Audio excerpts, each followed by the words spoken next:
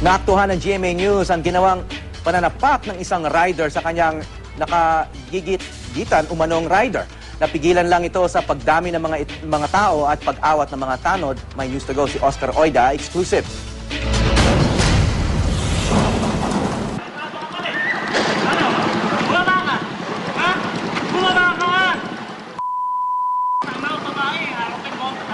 Animo isang umatikabong eksena sa isang maaksyong pelikula ang nakuna ng aming kamera sa bahaging ito ng Quirino Highway, Barangay Gulod, Novaliches, Quezon City.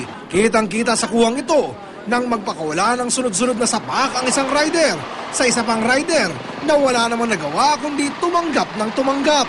Naawat lamang ang panggigigil ng dumagsa na sa lugar ang taong bayan, pati na ang mga tanod.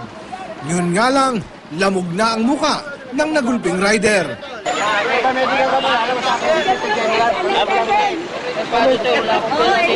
Medical ka, 40 pesos, wala ka? 40 lang yun. Hindi ka lumapat, eh. Kawawa nga itong mama, eh. Paliwanag naman ng lalaking gumulpi sa kanya. Kinakata ko na ito sa daan, eh. May kasama ang babae.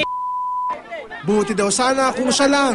Kaso angkas daw niya noon ang kanyang nagdadalang taong asawa. Dahilan para kumulo umano ng gusto ang kanyang ulo. Pinabulaan na naman ito ng taong nagulpi niya. Sir, doon pa lang sir sa ano sir, nagunaan kami. Pero wala ko balak sir na magpakiabulan sa kanya. Mabilis lang talaga yung takbo ko. Nung naunahan niya ako, doon na sa nag-ikis-ikis papuntang hanggang na dito, inisikisan niya ako hanggang sa hinintuan. Kaya huminto din ako. Pag hinto ko, sinuntok-suntokin ako. Sa tanggapan ng barangay, muli nagharap ang dalawa. Sa pagkakataong ito, naimasmasan na ang kanina'y nagngingit-ngit na rider at humingi na ng tawad sa kanyang nagawa.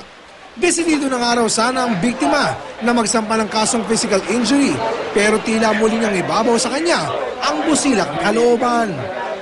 Kung kinayang araw niyang tanggapin ang mga sapak ng kaaway, di hamak na mas madali daw tanggapin ang paghingi nito ng tawad.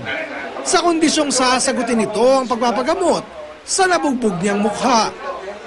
Oscar Oida, GMA News.